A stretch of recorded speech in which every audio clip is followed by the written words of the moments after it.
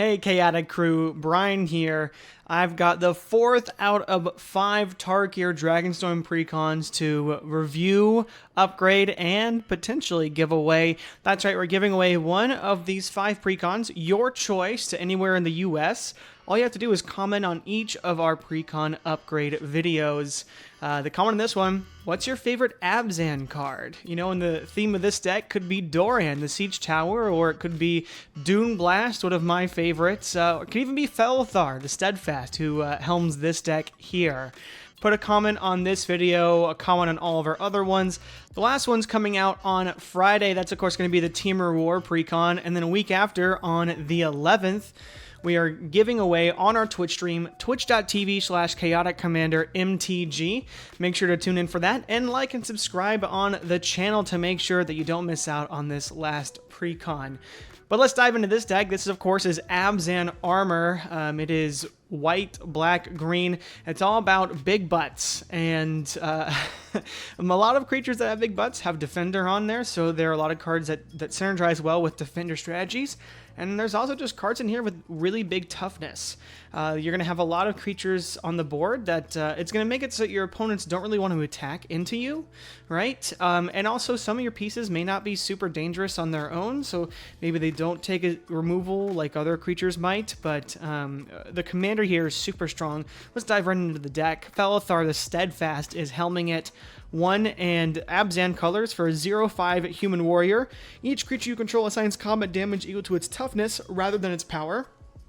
So Defender or not, all of your creatures just need to have big toughnesses. And creatures you control can attack as though they didn't have Defenders. So even if you do have Defenders in your deck, you can attack with them. You can also pay 3 mana and tap Felthar, sacrifice another creature, draw cards equal to the sacrificed creature's toughness, then discard cards equal to its power. So you do have some card draw in your commander, but it is pretty mana intensive, and you're tapping your commander, which is a great blocker, right? So something to keep in mind here is that you really aren't going to be using that ability a ton. You also have to sacrifice one of your creatures, and to get the most value off of it, you're sacrificing strong creatures of yours, so you're probably not going to be using that ability too much, but in a pinch, it is definitely helpful for sure. Backup commander for the deck, Baitor, Ancestor's Voice, 2 of anything, and Abzan for a 3/5 flying lifelinking dragon. Beginning of your end step, put a number of 1/1 counters and up to 1 other target creature you control equal to the amount of life you gain this turn. Then return up to 1 target creature card with mana value less than or equal to the amount of life you lost this turn from your graveyard to the battlefield. So, very cool card here with Baitor, Ancestor's Voice. Doesn't really fit the deck, but I've always wanted an Abzan life gain and life loss. I think since they printed the Golgari deck in the Strixhaven set, that kind of did the same thing. I've been wanting to build an Abzan version of that, but having Baitor here do that is pretty great, and will definitely be a popular commander, but probably not the best for the deck. Another new card that you may take out, may not. Protector of the Wastes, 4 of anything and 2 white for a 5/5 dragon with flying. When it enters or becomes monstrous, exile up to 2 target artifacts and or enchantments controlled by different players. Then, of course, it has 4 and a white for Monstrosity 3, which puts 3 1/1 counters on it, and then you get to exile up to 2 more artifacts and or enchantments. Really great in a Blink deck or in decks that care about activated abilities, or dragon decks, right? They're very strong in any of those. Having, you know, this kind of effect on a creature type that is dragon, right, is also important. And it's a 5/5 flyer, so it doesn't have bad toughness, and it does something when it enters, so I think it's worth to stick around probably. Arbor Adherent, another new card, 2/4 for 4 mana. You can tap it to add 1 mana of any color. Nah. It's also a dog druid for all you dog fans out there. And I love dogs in real life, but in Magic, not so much. They are cute, though. The other ability of Arbor Adherent is tap to add X mana of any one color, where X is the greatest toughness among other creatures you control. So, very strong card here. You can get this out, and then the next turn, get your commander out, tap this for 5 mana of one color. So, very strong there. Canopy Gargantuan, 7 mana, 7/7, Flying Ward 2 Dragon. Beginning of your upkeep, put a number of 1/1 counters on each other creature you control equal to that creature's toughness. Having that Ward 2 is so nice to help it stay around for another turn for that upkeep trigger to happen. So as long as you don't get board wiped, which Honestly, if you're playing this later game, board wipes are bound to occur, but a great blocker when it comes out, and big toughness, and just does a lot of stuff for a lot of different decks, so I like it a lot. Rampart Architect, fantastic, specifically in a big toughness creature deck. 4 mana for a 3/4. Whenever it enters or attacks, you make a 1/3 white wall with Defender. Whenever a creature you control with Defender dies, you may search your library for a basic land card, put that card on the battlefield tapped, then shuffle. So you're creating great blockers, and then when those blockers die, you are going to be doing lots of stuff. The only thing is you get 1 wall when it enters, and I don't know how many times you're going to be attacking with Rampart Architect. It's essentially a 4/4 with your commander out, but if you need the extra wall, great, and you can get away with it, fantastic, but you may be only making 1 or 2 walls with this card. But the real great thing is that you can sacrifice that wall to your commander. You're going to be drawing 3 cards, discarding 1, but you're also getting a basic land card tapped. So it works really well with the commander here. Tree Redemption, a fantastic card, 4 mana, 0/13 defender, and you can tap it to exchange your life total with its toughness. So if you have a way to buff this toughness, or if your life total is below 13, you could switch it off. That's definitely helpful there. Ikra Shadiki is amazing. Whenever a creature you control deals combat damage to a player, you gain life equal to its toughness. So a good life gain card here, and it has 7 toughness. So 5 mana, essentially with your commander out dealing 7 damage and has menace, is pretty strong there. Balden, Century Herdmaster, also 7 toughness, but 6 mana.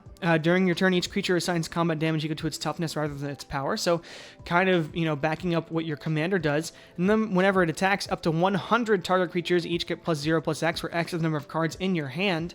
So, you could attack, and then this triggers in response, use your commander's ability to, sacrifice another toughness creature to really massively buff your whole board. So really cool there.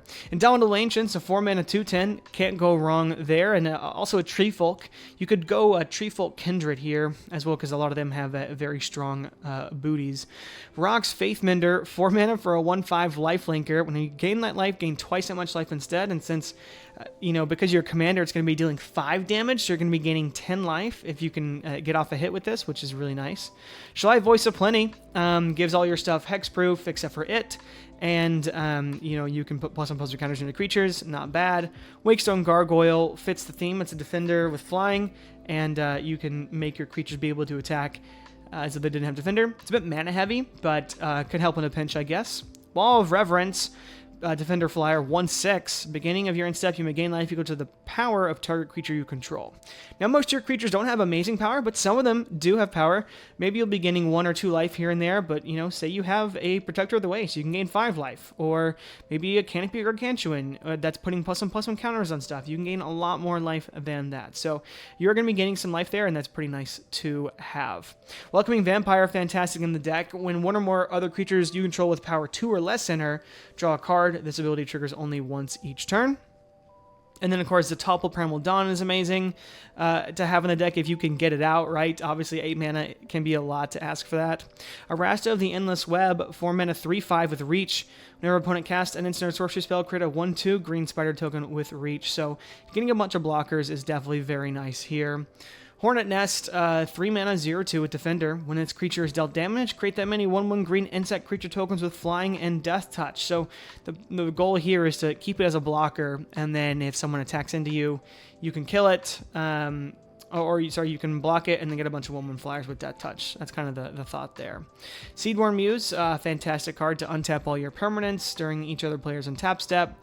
Sylvan Caryatid, a fantastic mana dork in a defender deck. Also has hexproof, so can't bolt the bird in this case. Towering Titan, an interesting card. 6 mana 0/0, but it enters with X/1/1 counters where X is the total toughness of other creatures you control. And sacrifice a creature with Defender, all creatures gain trample. So it's kind of something you can do in combination with other creatures to sort of end the game out. Dragonlord Jamoka is a 6 mana 5/7. Can't be countered, flying lifelink, and opponents can't cast spells during your turn. So definitely a good card to have, and pretty much makes it, unstoppable to your opponents if you can play this and potentially win the game or do a big turn. But it is a lot of mana. Fabro Elder gets you some much needed mana because this deck is a bit mana hungry. It's going to get +1/+1 for each color among permanents. So in this deck, it can be a 3/3 at max. and then it can tap for potentially 3 colors. So very nice there. Shadrick Silver Quill is amazing in here because it's a flying double striker with 5 toughness. So also going to get some abilities once combat goes off. So nice there. Sidar Kondo, going to make it so that creatures your opponents control without flanking or flying or rage can't block creatures with power 2 or less. So most of your creatures, that's going to be the case for, and going to be able to get through on your opponents, so that's nice. Weathered Sentinel's a fantastic defender. It has Vigilance, Reach, and Trample as well, and when it can attack players who attacked you during the last turn. But also, whenever it attacks, it gets +3/+3 and gains Indestructible. So essentially a 3-mana, 8/8 Indestructible Vigilance, Reach, Trample coming at your opponents each turn is very scary. Nyx Fleece Ram, 0/5, that gains you life each turn. Not bad for 2 mana. Wall of Omens draws you a card. Wingmantle Chaplain, when it enters, you get 1/1 white birds equal to the amount of defenders you control. And then whenever another creature with defender enters, you make a 1/1 white bird with flying. Blight Pile also can burn your opponents out for the amount of creatures with defender you control. Wall of Limbs gets +++ encounters whenever you gain life, and then you can pay 7 and sacrifice it to make target player lose X life or X its power. So you're not gaining +++ encounters per life you gain. It's just whenever you gain an amount of life, you just add 1 counter. So could be better, but not terrible either. It starts off as a 0/3. Arboreal Grazer also is 0/3, 1 green mana with Reach. When it enters, you may put a land card from your hand onto the battlefield tapped. So good to ramp early on and can be good later. Axebane Guardian, really good here. It's got Defender, add X mana in any combination of colors where X is the number of creatures you control with Defender. So very strong there in this deck. Caravan Caryatid is just a 3 mana, 2/5, and it's going to draw you a card when it enters. Jotty Offshoot's going to gain you a life when the land enters. Overgrown Battlement will give you a green for each creature you control with Defender, so helpful there too. Wall of Blossoms is going to draw a card when it enters. Wall of Roots is going to debuff itself to get you extra mana. Indulging Patrician is going to, there for the life gain portion of this deck to burn your opponents even more, and it's a 1/4, so it's got a big toughness. You play this in turn 3, play your commander in turn 4, and swing in for this with 4. You get to automatically trigger it. That's sort of the ideal here. Crashing Drawbridge is nice because it gives all your creatures haste. So if you are playing big toughness creatures, sometimes it's difficult to have them hit in. Crashing Drawbridge is great for that. And then Walking Bulwark, kind of a mini commander, can make some of your defenders attack if need be. Sorcery cards. Reunion of the House. This is returning any number of target creature cards with total power 10 or less from your graveyard to the battlefield. Exile Reunion of the House. This can be kind of a game changer here and make it so that you are able to just outvalue your opponents. You're going to have a lot of enter the battlefield triggers, and you're going to be able to get pretty much most of your graveyard, right, if it hasn't been exiled back to the battlefield, so very strong there. Tip the Scales is another new card. Sacrifice a creature. When you do, all creatures get -X until end of turn, where X is that sacrifice creature's toughness. Again, with the commander's ability here, I'm not the fan of sacrificing a creature. If you have to sacrifice a creature for something, and the problem with this is that you obviously get a better effect the better creature you sacrifice. I don't want to be sacrificing my good creatures. I don't. So these cards I'm not the biggest fan of. Will of the Abzan, though, pretty good card. You can choose both if you control your commander. Any number of target opponents each sacrifice a creature with the highest power among creatures that player controls and loses 3 life. And you return target creature card from your graveyard to the battlefield. All for 4 mana. So very strong there, and making it so that you have a really strong edict effect, and you're reanimating something just for 4 mana. This is a new staple in any kind of black deck. Expel the Interlopers, a great board wipe. You're pretty much destroying creatures with power greater than the chosen number you control. Typically, you're probably going to be choosing between 0 and 3, and the rest of the board is going to get wiped. Speaking of Slaughter the Strong, each player chooses any number of creatures they control with total power 4 or less, and sacrifices all other creatures they control. And then Feed the Swarm gets rid of a creature enchantment. You lose life equal to its mana value. Not the best in these colors because you have green and white to deal with that, but you're gaining life, so it's not the biggest deal in this deck, I guess. Another new card, though, within the enchantments, Jaws of Defeat, 4 mana. Whenever a creature you control enters, target opponent loses life equal to the difference between that creature's power and its toughness. So really good with that mass reanimation spell down here, the Reunion of the House. to really get a ton of damage out. Salt Formation also is great. Essentially a backup commander, can make defenders attack, and also can buff your creatures if you need it to. Behind the Scenes is neat, gives your creatures Skulk, so going to be harder to block on your opponent's side, and it can also buff your creatures if needed for a lot of mana, but this is a decent card. Instance, Anguish to Making, Swords of Plowshares, Infernal Grasp are all great removal spells. Tower Defense is a great card for a Toughness Matters deck because it gives creatures you control +0/+5 and reach. So this can kind of help with defense or blow out on offense, and just a very strong card here. Despark, also solid removal. Getting these exile removals is really nice. Colviner Zern is great, 3 mana for an artifact. Whenever a creature with toughness 4 or greater is put into your graveyard from the battlefield, you may exile it. Then at the beginning of the end step, if 3 or more cards have been exiled, you sacrifice it and return them to the battlefield under their owner's control. So this can, be really great, especially for board wipes or something. It helps deal with that. So it definitely makes you harder to deal with.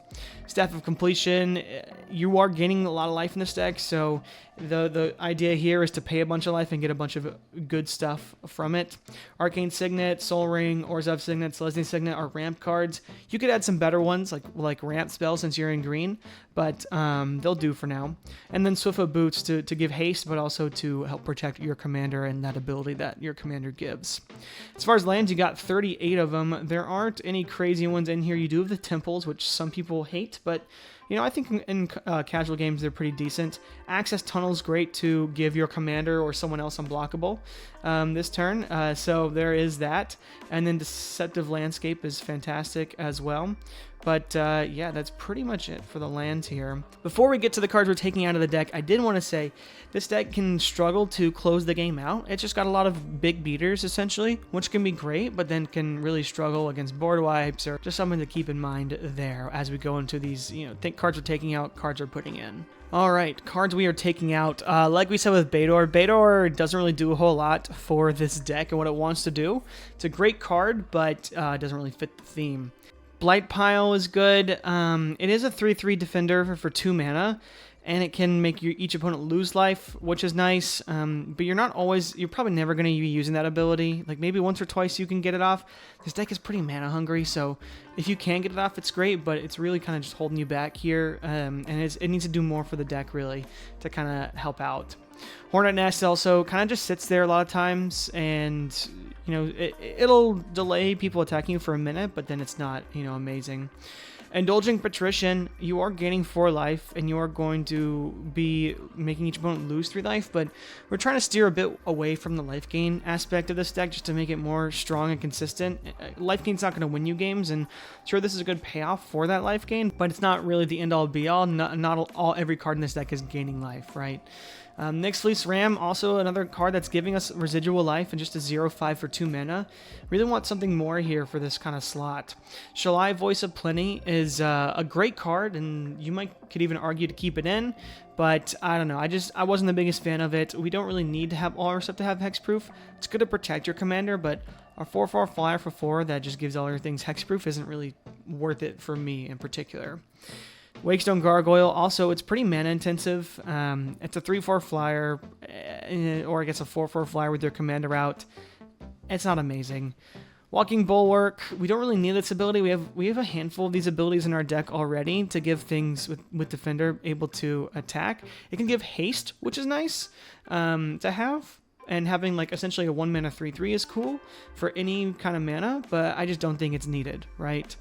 Wall of Limbs, similarly, we are gaining some life in this deck, but we're not gaining, a ton of life. It's not like most of our cards care about gaining life. So that's kind of a sub thing in here that we shied a little bit away from to sort of get some more consistency and really focus more on this Toughness Matters stuff. But a cool card and nice for casual for sure. Since we are getting a bunch of our Defender cards, I did also take out Wingmantle Chaplain. You will probably be getting, when it enters, you will at least get 1 bird right for itself, and you'll probably get two more birds out of that, but that's not amazing for 4 mana. It could do better. Zatalpa, 8 mana for a 4/8. I really wanted to keep Zatalpa in. I think I'm a big fan of Zatalpa. I know people hate him, but 1-800 Are You Flappin' is a great meme, but also, you know, in this deck works really well if you can get it out, right? If we had a bit more of a reanimation package, I would say it would be better, but we really only have like one card that does that, so it's not amazing, and it could just be dead in our hands a lot of times when we don't have the mana for it. It does cost 8, and there aren't a ton of like ramp spells in this deck, so I went ahead and took Zatalpa out.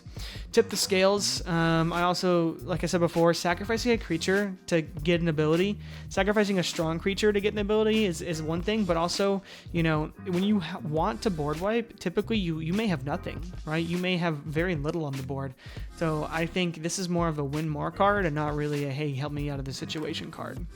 Staff of Completion, I also took out, since we're taking out some of the life gain synergies, I figured we'd take out this card, which makes you pay a bunch of life.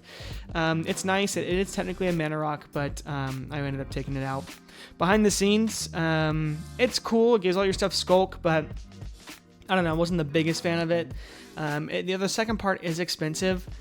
I don't know, I think people can still chump block with this out, so I'm not the biggest fan of it.